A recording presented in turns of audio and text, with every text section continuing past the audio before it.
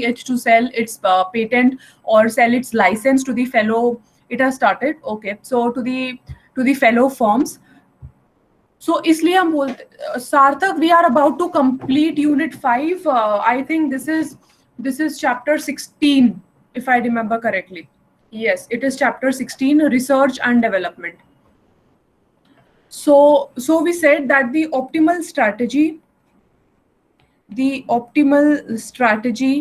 for, or the optimal patent system should be. That's why I was asking. Okay, Sarthak, you got the book? You have purchased Cabral? आपने Cabral purchase कर लिया सार्थक? Reading, you mean reading? Okay, so this is the last chapter 16. So optimal patent system, the optimal patent system, it actually means that patent should be very long, इनका length ज़्यादा होना चाहिए, but they should be weak patent so that हमारा social welfare increase हो. अगर हम ऐसा करते हैं तो patents become more valuable to the innovator, क्योंकि उसको लंबे टाइम पीरियड के लिए फायदा होता है. And secondly, this by following this optimal strategy it will be possible to minimise the allocative inefficiency. Allocative inefficiency हमने डायग्राम के थ्रू देखा था कि अगर हमारा प्राइस मोनोपोली प्राइस पे चार्ज होएगा तो फिर उस केस में हमारा बहुत ज्यादा लॉस हो जाता है. कुछ ऐसे कंज्यूमर्स होते हैं जो परचेज नहीं कर पाते, कुछ ऐसे प्रोड्यूसर्स होते हैं जो प्रोड्यूस नहीं कर पाते हैं. Therefore by adopting this weak patent, मतलब जो हमारा प्राइस ऑफ मोनोपोली है वो बहुत ज्यादा इंक्रीज ना हो, वी कैन रिड्यूस और minimise the allocative inefficiency that is associated with the monopoly power. So this was about the patent system, and apart from this, we discussed that the objective of patents is first it is an incentive for the innovator.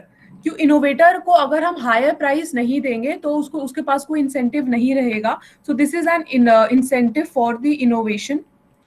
And secondly, अगर patent हम देते हैं जिसकी वजह से producers को incentives होता है कि वो हायर प्राइस चार्ज कर सके, अपना प्रॉफिट इंक्रीज कर सके, तो इससे पूरी कंट्री में, पूरी इकोनॉमी में aggregate rate of innovation increase हो जाता है. So by providing this innovation, government also ensures कि हमारा ग्रोथ रेट इंक्रीज करे. रिसर्च एंड डेवलपमेंट अगर इंक्रीज हो रहा है, टेक्निकल इंक्रीज हो रहा है, तो हमारा कॉस्ट ऑफ प्रोडक्शन रिड्यूस हो रहा है, इन टर्न ग्रोथ रिड्यूस हो रहा है, which means that our welfare is increasing. So by providing this patent, government ने ये भी इंश्योर कर लिया, पब्लिक पॉलिसी ने ये भी इंश्योर कर लिया कि इनोवेटर को फायदा हो, और ये भी इंश्योर कर लिया कि हमारा एग्रीगेट रेट ऑफ इनोवेशन भी बहुत तेजी से बढ़े. So second objective of providing patent is to accelerate the aggregate rate of innovation. Accelerate the aggregate rate of innovation. Now, apart अभी एग्रीगेट कैसे कर सकते हैं, और सॉरी एक्सेलरेट कैसे कर सकते हैं हमारा रेट ऑफ इनोवेशन को. अगर हमारा कोई भी पेटेंट असाइन हो जाता है तो वो पेटेंट हमारा पब्लिक नॉलेज में आ जाता है कि ठीक है, ये पेटेंट है और ये वाली टेक्नोलॉजी कोई भी और फर्म यूज नहीं कर सकती है.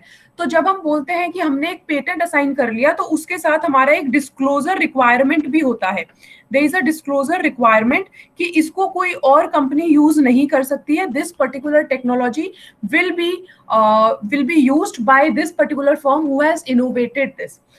अब अगर ये चीज नहीं होएगी, अगर हम ये डिस्क्लोज नहीं करेंगे कि हमने कौन सी टेक्नोलॉजी यूज की है, तो दूसरी फर्म्स को ये नहीं पता चलेगा कि ये टेक्नोलॉजी भी यूज कर सकते हैं, बट सपोज 1 साल के बाद कर सकते हैं. सो दूसरी टेक्नोलॉजीज या दूसरी फर्म्स क्या करेंगी कि इस टेक्नोलॉजी एसोसिएटेड जो रिसर्च एंड डेवलपमेंट है उसमें वो इन्वेस्टमेंट करना स्टार्ट कर देंगे कि अगर 1 साल के लिए ये पेटेंट वैलिड है तो हमारे पास एक ऐसा प्रोडक्ट होना चाहिए जो इस टेक्नोलॉजी को यूज करे पर इससे बेटर प्रोडक्ट हो, ताकि हम उसके ऊपर पेटेंट ले पाए. तो जब हम पब्लिक करते हैं किसी भी ऐसे पेटेंट को, उसमें एक डिस्क्लोजर रिक्वायरमेंट होता है कि ये टेक्नोलॉजी कोई और फर्म यूज नहीं करेगी. And this is how more firms are actually involved in innovation. अगर हम लोग इसको पब्लिक नहीं करेंगे then there will be lesser firms. अगर हम इसको पब्लिक नहीं करेंगे then there will be lesser firms involved in innovation. Involved in innovation, क्योंकि उनको नहीं पता चलेगा कि इकोनॉमी में कोई न्यू टाइप ऑफ टेक्नोलॉजी आई है और उसके ऊपर वो अपना इन्वेस्टमेंट भी नहीं करेंगे in case they don't know.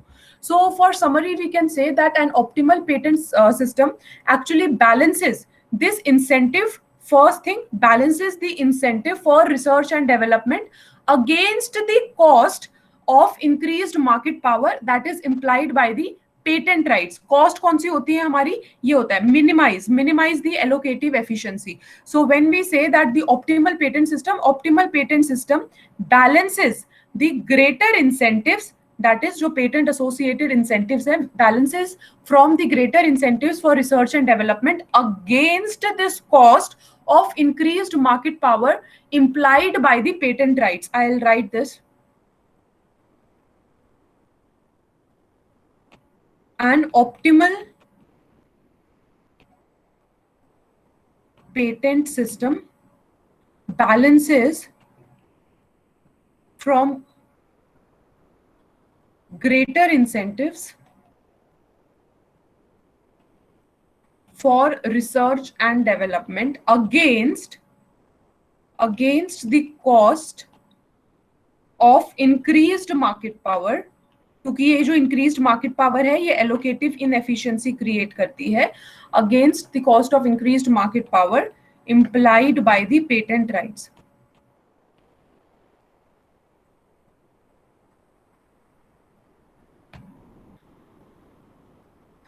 Guys, is it clear?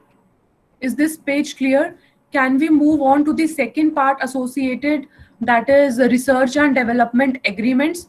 कि कब firms research and development agreements, interim agreement, short time period के लिए अग्रीमेंट्स करती हैं. Can we proceed to that? If there is any doubt within this, within optimal patent strategy, why do we choose long patents and weak patents? What do we mean by weak patents? ये सब हमने discuss किया है. फिर भी अगर आपको terms clear नहीं है तो पूछ लो, I'll explain. If this last summary is clear to you, जो मैंने रेड से लिखा है, then it means that the topic is clear to you. If there is any problem, please ask. If it is clear, let me know that it's clear.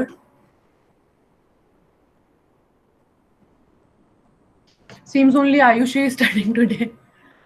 Okay. All right. So next we'll be talking about research and development agreements. Research and development agreements. इसके लिए मैंने एक proper case study, proper research paper search किया है. हम उसको भी discuss करेंगे. इन डेप्थ उसके मॉडल को डिस्कस नहीं करेंगे, बट कंक्लूजन विल डिस्कस. मैं पहले आपको लेमन टर्म्स में बता देती हूँ. सपोज हमारी कोई भी एक फर्म है, आपने पॉजिटिव एक्सटर्नैलिटी और नेगेटिव एक्सटर्नैलिटी पढ़ी हुई है माइक्रो में. तो अगर कोई एक फर्म रिसर्च एंड डेवलपमेंट में इन्वेस्टमेंट करती है और उसको प्रॉफिट होता है, तो ऐसा जरूरी नहीं है कि दूसरी फर्म को प्रॉफिट ना हो. दूसरी फर्म को भी प्रॉफिट हो सकता है. इसको हम बोलते हैं पॉजिटिव एक्सटर्नैलिटी या फिर spill over effects across the firms. कि एक फर्म ने कोई रिसर्च एंड डेवलपमेंट के थ्रू कोई नया प्रोडक्ट इनोवेट किया है, या सपोज कि कोई नई मार्केट सर्च की है और उसके कॉम्पिटिटिव फर्म्स को भी पता चल गया कि ठीक है ये एक नई टाइप की मार्केट है, ये ओपन अप हो रही है, तो वो जो उसकी दूसरी कॉम्पिटिटर फर्म है वो भी उससे अपना एडवांटेज ले सकती है, उसको भी बेनिफिट हो सकता है. इसको बोलते हैं स्पिल ओवर इफेक्ट्स, कि रिसर्च एंड डेवलपमेंट में स्पिल ओवर इफेक्ट्स एसोसिएटेड होते हैं. तो इसमें हमें दो एक्सट्रीम केस डिस्कस करने हैं, जब हमारे स्पिल ओवर इफेक्ट्स बहुत ज्यादा हैं और जब हमारे स्पिल ओवर इफेक्ट्स बहुत कम हैं. अगर स्पिल ओवर इफेक्ट्स बहुत ज्यादा होते हैं, सपोज ये एक फर्म है, मैं आपको लिखवा दूंगी सब कुछ, अभी समझ लो. सपोज ये एक फर्म है, ए फर्म, और इसने इन्वेस्टमेंट किया है रिसर्च एंड डेवलपमेंट में. सपोज इसने 100 रुपए का इन्वेस्टमेंट किया है और इसको जो बेनिफिट हो रहा है, इसको सपोज 2000 रुपीज का बेनिफिट हो रहा है. और इसकी एक कॉम्पिटिटर फर्म है, इसको भी से फॉर एग्जांपल इसने रिसर्च एंड डेवलपमेंट में 0 अमाउंट ऑफ इन्वेस्टमेंट किया है, बट उसके बाद भी क्योंकि इससे एसोसिएटेड है, कोई नया प्रोडक्ट लॉन्च किया गया है और सपोज वो कोई पुरानी टेक्नोलॉजी को यूज करके ही लॉन्च किया है जिसके ऊपर एज सच कोई स्ट्रॉन्ग पेटेंट नहीं लगाया गया है, तो ये जो बी फर्म है इसको भी से 1500 का प्रॉफिट हो रहा है, तो इसको हम बोलेंगे कि ए फर्म को 2000 का प्रॉफिट हो रहा है और इसने 100 रुपए की इन्वेस्टमेंट भी लगाई है, पर बी फर्म ने कुछ इन्वेस्टमेंट लगाया ही नहीं है और इसको 1500 रुपीज का प्रॉफिट हो गया। तो ये हमारा केस हो गया कि इसमें हाई स्पिल ओवर इफेक्ट्स हैं, high spillover effects across these firms, across various firms existing in the market। तो इस केस में फर्म्स प्रेफर करती हैं जहां पे हम लोगों के हाई स्पिल ओवर इफेक्ट होते हैं, इस केस में फर्म प्रेफर करती हैं research and development agreements frame करना। Research and development interim, interim मतलब शॉर्ट टाइम, प्रॉपर मर्जर ना करके शॉर्ट टाइम पीरियड के, ये जो इन्होंने 100 रुपए का इन्वेस्टमेंट लगाया था, तो ये बोलते हैं काम करते हैं हम लोग अग्रीमेंट कर लेते हैं research and development associated and 50-50 cost को डिवाइड कर लेंगे।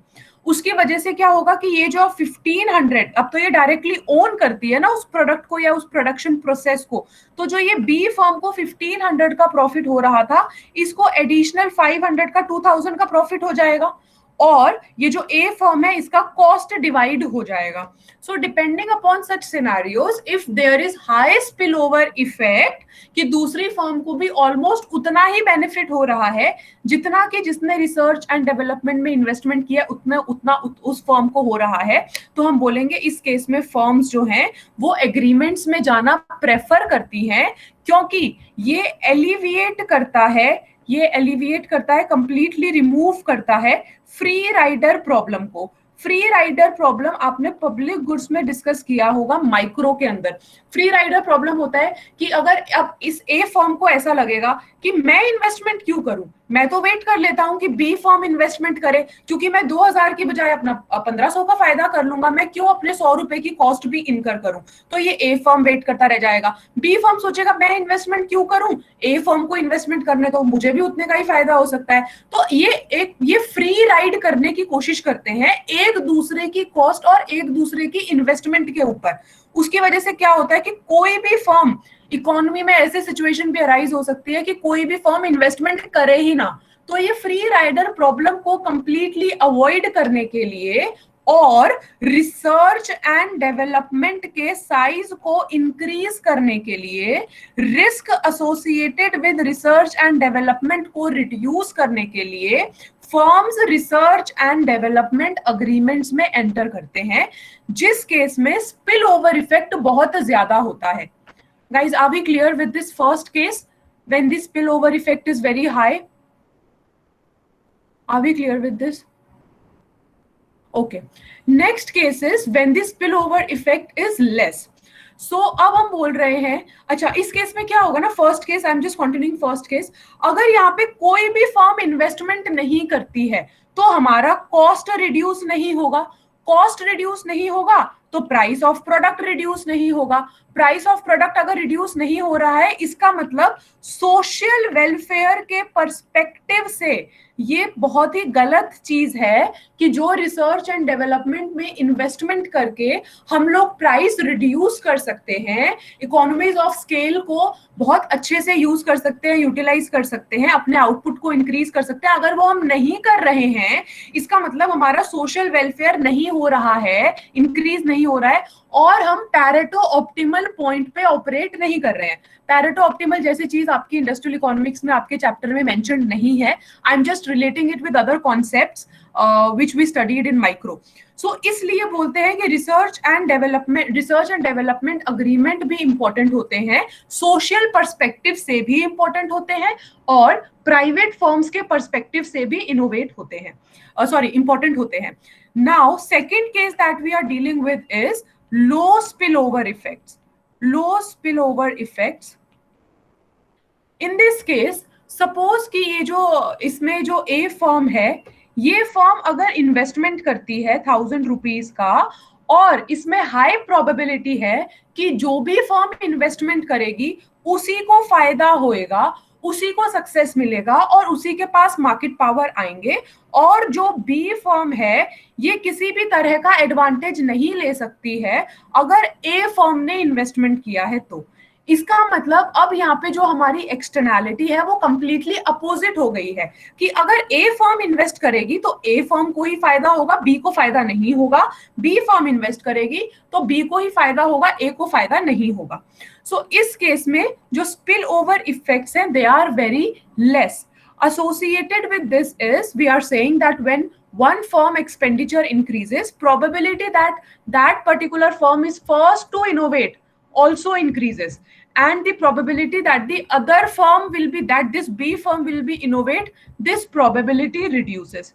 इसकी वजह से क्या होता है कि सारी फर्म्स कोशिश करती हैं कि हम लोग सबसे पहले इन्वेस्टमेंट कर लें और हम किसी भी तरह के रिसर्च एंड डेवलपमेंट अग्रीमेंट्स में एंटर ना करें, क्योंकि यहाँ पे क्या है कि हमारा जो बेनिफिट मिलेगा वो बेनिफिट को, अब सपोज कि हमारा कोई एक इकोनॉमी है या कोई एक लोकेशन है, आई थिंक जब हम जियो की बात कर रहे थे या ऐसे किसी स्मॉल, हम लोग बोल रहे थे कि जो स्मॉल एरियाज है वहां पे शायद एयरटेल का नेटवर्क बेटर है या आइडिया, पता नहीं आपकी क्लास में डिस्कस हुआ है, कौन सी क्लास में डिस्कस हुआ है, तो वहां पे जो ये आइडिया चलता है या जहाँ पे एयरटेल चलता है, सपोज हम किसी एक छोटी जगह की बात कर रहे हैं जहाँ पे एक फर्म ने इनोवेट किया और वहां पे 1000 कंज्यूमर्स हैं।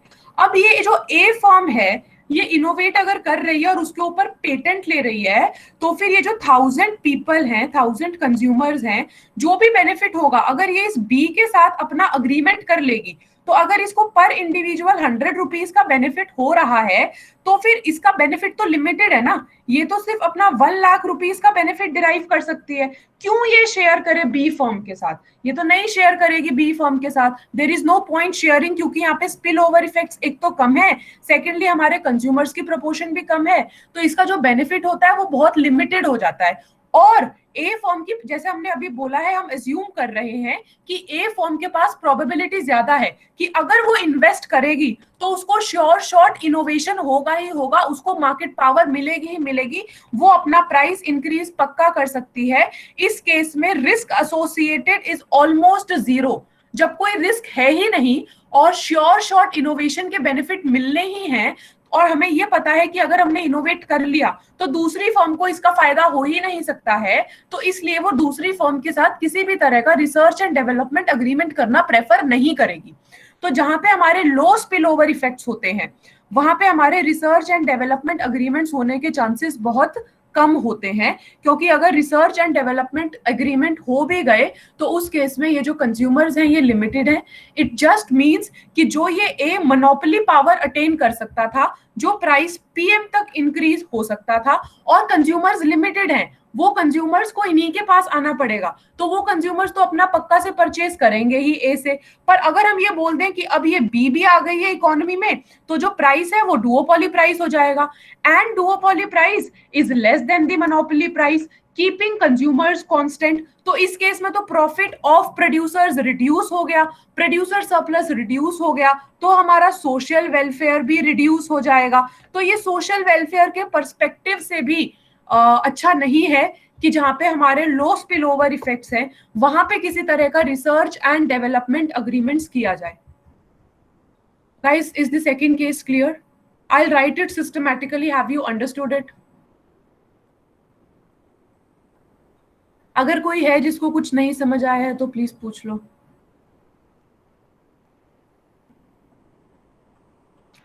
आयुषी, रवि, विनय, सार्थक, मुदित, मानवी, Ashwin. Okay, so now I'm going to write both these cases and I'll try to just summarize it within 2-3 points. I'll also share this PDF. So we are talking about research and development. We'll be taking two extreme cases. So research and development agreements.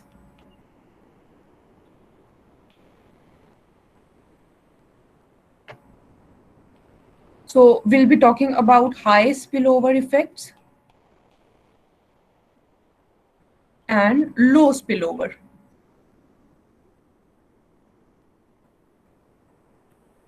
Now we are saying that suppose that dollar, किसी भी कोई भी dollar amount का हमने research and development expenditure किया है, and this expenditure is done by firm I. This ऐसे ही आपकी बुक्स में एक्सप्लेन किया, आपको आंसर भी ऐसे ही लिखना है। This is done by firm I and it can give benefit to firm J also. To firm J also. Suppose if firm I has actually spent alpha dollars, or this is gamma dollars on research and development, where we are saying that this lies anywhere between 0 and 1. तो हमारा जो high spill over effects है वो कब होएगा, जब हमारा ये गामा इज इक्वल टू 1 है. मतलब जो बेनिफिट डिराइव कर रही है फर्म जे वो ऑलमोस्ट उतना ही कर रही है जितना कि फर्म आई ने स्पेंड किया है, जितना कि फर्म आई भी डिराइव कर रही है. So when we are talking about case 1, that is high spillover effects, when this spillover effect or this benefit derived is almost equal. और ये 1 हमने बोला है कि हमारा, अगर हम बोल रहे हैं कि this 1 is like the full 100% जो बेनिफिट डिराइव हो सकता है, तो ये 1 हम उस तरीके से रिप्रेजेंट कर रहे हैं. सो इस केस में R&D, in this case R&D agreements are actually beneficial between the firms because this will ensure that this will alleviate the free rider problems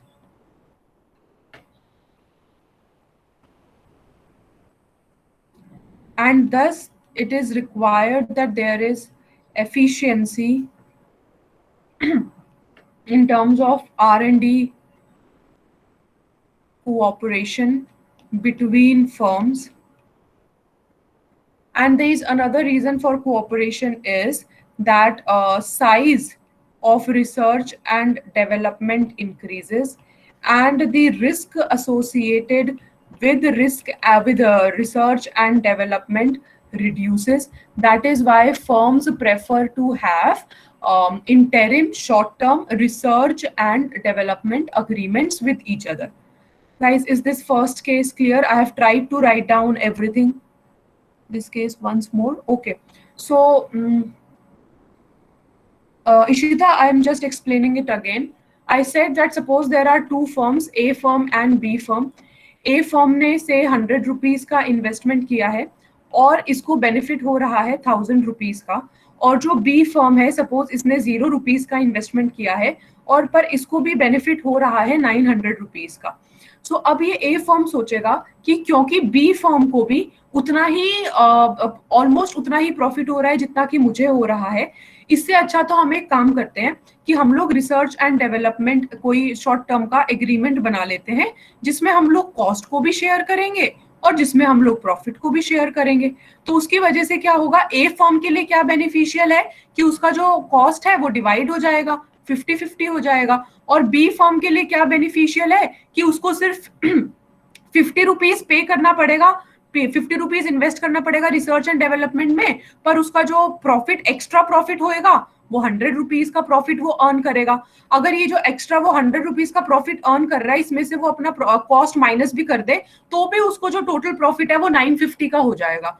तो ये दोनों फर्म्स के लिए बेनिफिशियल रहता है जिस केस में हाई स्पिल ओवर इफेक्ट्स है, मतलब जो राइवल फर्म्स है वो उतना ही प्रॉफिट अर्न कर रही हैं जितना कि जो इनोवेटर है वो अर्न कर रहा है. तो इस केस में ये बेनिफिशियल होता है कि वो रिसर्च एंड डेवलपमेंट अग्रीमेंट्स में आ जाएं शॉर्ट टाइम पीरियड के लिए, ताकि वो कॉस्ट भी शेयर कर सके, वो प्रॉफिट भी शेयर कर सके, और जो रिस्क एसोसिएटेड है रिसर्च एंड डेवलपमेंट से उस रिस्क को भी रिड्यूस कर सके.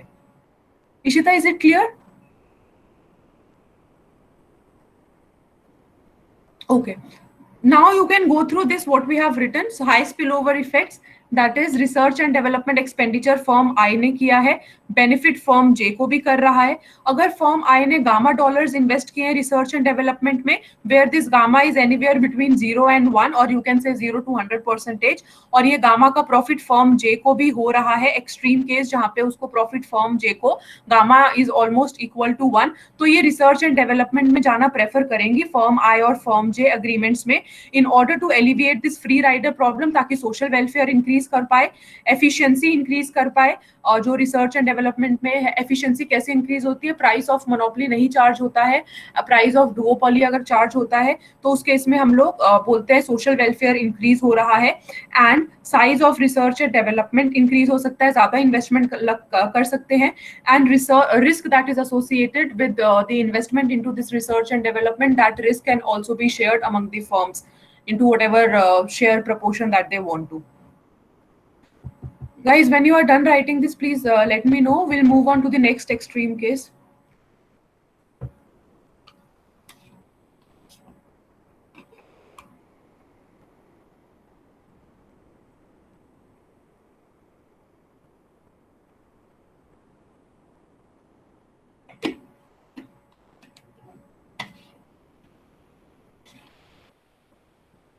Yes, Ayushi, no problem. I'll just get my phone. Just give me 1 second.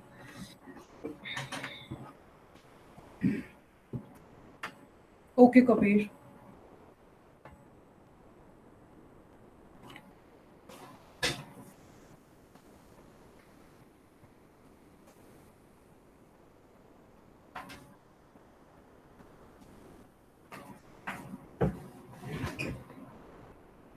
Okay, Ayushi. All right. So now we need to discuss low spillover effects. So in this case, we have to take few assumptions. In this case, we have to take few assumptions so that we can discuss it properly. मैं इसको दूसरे page पे explain कर देती हूँ, यहाँ पे बहुत ज्यादा प्रॉब्लम हो जाएगी. सो या लो स्पिल ओवर इफेक्ट्स.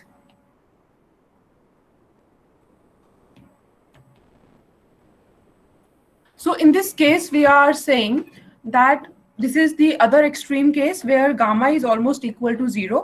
मतलब कि अगर एक फर्म इन्वेस्ट करती है तो दूसरी फर्म को फायदा होने के चांसेस नहीं है, उसको इतना बेनिफिट नहीं मिलेगा, और जो पूरा मोनोपोली बेनिफिट है वो दूसरी फर्म को मिल जाएगा. सो एवरी फर्म वांट्स कि उनको मोनोपोली प्रॉफिट मिले, और वो इस वजह से रिसर्च एंड डेवलपमेंट एग्रीमेंट्स में जाना प्रेफर नहीं करती हैं.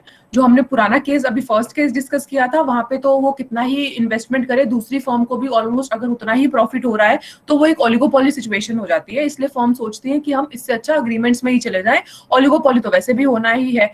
सो now we are saying apart from this, suppose first point that R&D competition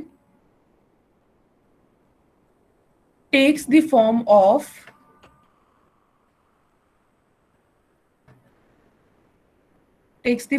a race with a fixed price. मतलब कि हमें पता है कि इनोवेशन में हम लोगों का कितना अमाउंट लगना है वो हम लोगों को पहले से पता है. सेकेंड, हम एज्यूम कर रहे हैं कि इस केस में हमारा जो सोशल वैल्यू ऑफ इनोवेशन है, social value of innovation is greater as compared to the private value, Second, we are saying when firm I's expenditure increases, there is a probability there is a high probability that firm I is the first to innovate.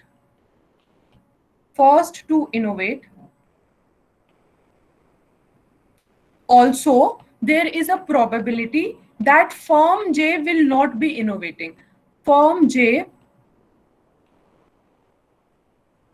is not the first firm to innovate, तो हम बोल रहे हैं कि अगर एक firm I अपना expenditure increase करती है तो उसी की प्रोबेबिलिटी ज्यादा है कि वो इनोवेट पक्का करेगी, और फर्म जे को इससे कोई बेनिफिट डिराइव नहीं होएगा, वो इनोवेट नहीं करेगी. These are few assumptions that we are saying which actually exist in the case of less spillover effect. In this case, we say that externality is the other way around. कि इसमें अगर किसी ने invest कर लिया तो उसी को फायदा होएगा, दूसरे को फायदा नहीं हो रहा है. सो externality is other way, such that first point, when firm I increases research and development expenditure, it does not take into account that firm J's probability to innovate reduces. Second, part of the gain from increased research and development expenditure is actually the loss for the rival firm. क्योंकि अब अगर ये ए firm invest करेगी जिसका फायदा दूसरी rival firm को नहीं हो रहा है, इसका मतलब जो नया प्रोडक्ट आया है या जो नया प्रोडक्शन प्रोसेस आया है उससे उसकी कॉस्ट रिड्यूस होगी और जो कस्टमर्स हैं वो बी फर्म से ए फर्म के पास चले जाएंगे. तो इस केस में जो हमारा एक्सटर्नैलिटी है कंप्लीटली अपोजिट हो गया है. जो फर्म इन्वेस्ट करेगी तो दूसरी फर्म को इससे लॉस होएगा. Third point we are saying, if suppose we are saying कि अगर ये अग्रीमेंट्स में चले जाते हैं, so suppose if firm I and J choose to do this R&D, research and development jointly, so in this case they would end up at a lower level.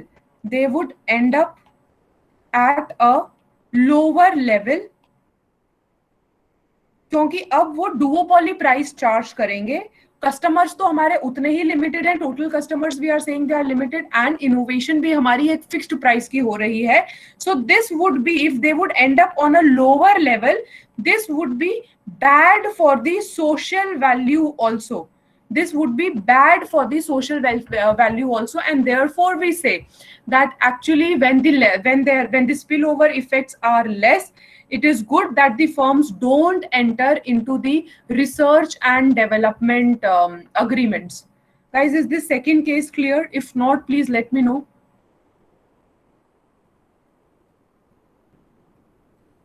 I'll just write 2 more points. But please let me know that this is clear. एक बार सिर्फ summary लिख दूंगी मैं regarding this research and development. I'll share this PDF also with you. Is the second case clear?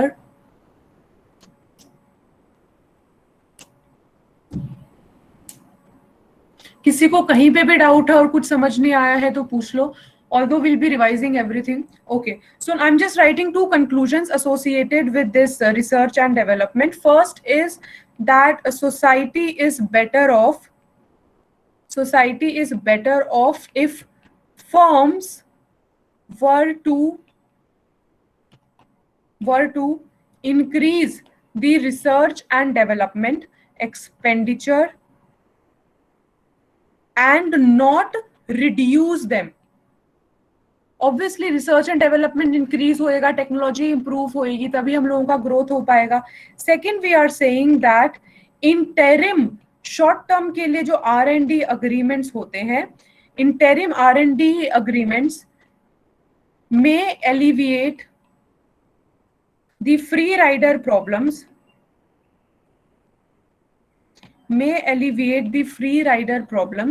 but अगर हमारे less spill over effects हैं और उस केस में हमने रिसर्च एंड डेवलपमेंट कर दिया, so in that case, but they may, these research and development agreements, they may lead to an undesired reduction in total R&D expenditure.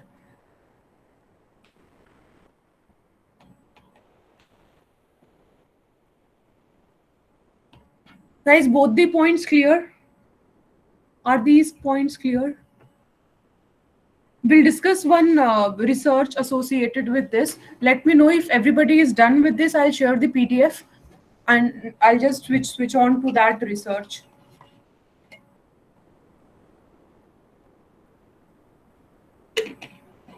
Ishita, take your time. Conclusion is just that जहाँ पे हमारे high spillover effects होंगे वहां पे research and development करना beneficial होता है. Society के पर्सपेक्टिव से भी, प्राइवेट सेक्टर के पर्सपेक्टिव से भी, और वहां पे ही हमारा रिसर्च एंड डेवलपमेंट कोऑपरेशन ज्यादा होता है। जहां पे हम लोगों के लेस स्पिल ओवर इफेक्ट्स होते हैं, वहां पे हम लोगों का कोऑपरेशन करना, research and development agreements frame करना फर्म्स के लिए भी बेनिफिशियल नहीं होता है और सोसाइटी के पर्सपेक्टिव से भी बेनिफिशियल नहीं होता है, तो वहां पे हमारे रिसर्च एंड डेवलपमेंट अग्रीमेंट्स इतने नहीं होते हैं।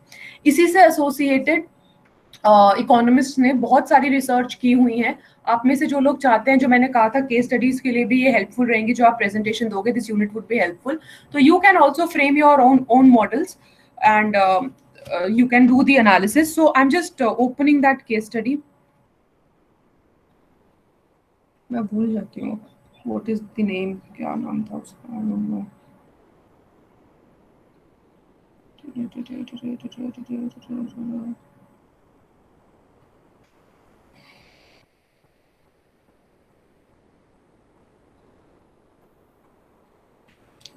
Guys, I'll have to search, 1 second.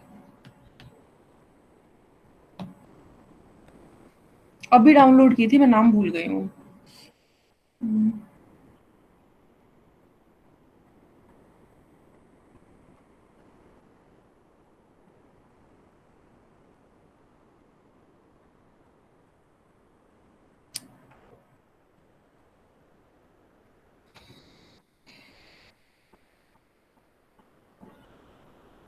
Yes, I got it. So,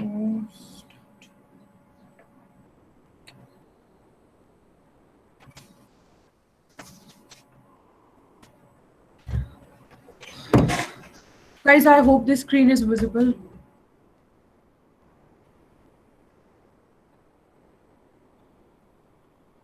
Guys, is it visible properly? Okay, so this is a study that was published in 2018, and this is a study by the Chinese economist. हमने देखा है कि वो बहुत ज़्यादा research and development में invest कर रहे हैं. So, and they are also investing, researching about the research and development. So this is by the Chinese economist. This is published in Taylor and Francis Routledge, which is a recognized journal.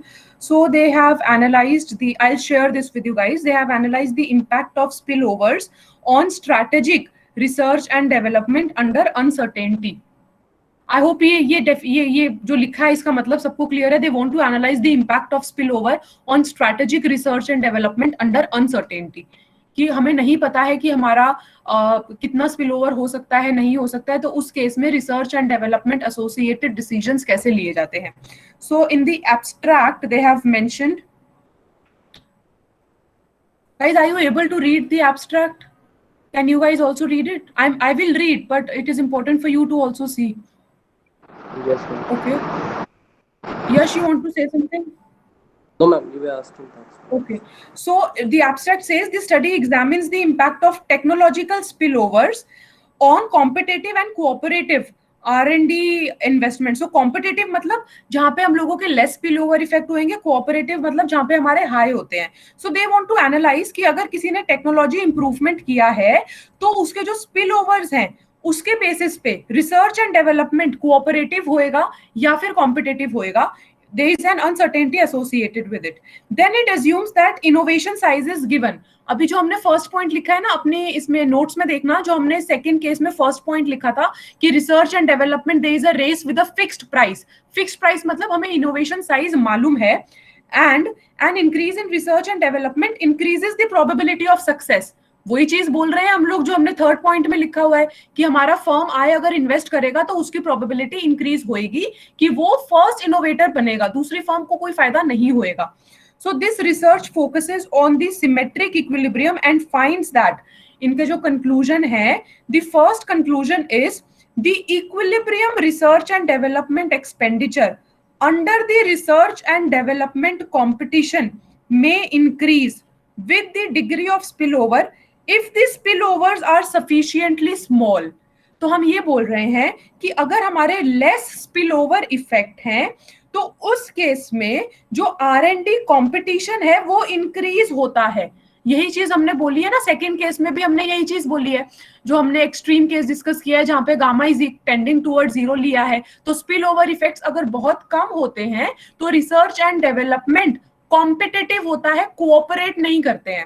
Bracket में इन्होंने दूसरी चीज भी लिखी हुई है कि अगर equilibrium research and development cooperation decrease करता है, अगर वाइसा वर्सा सिनेरियो होता है तो so they have explain both the points जो अभी हमने थ्योरेटिकली डिस्कस किया है।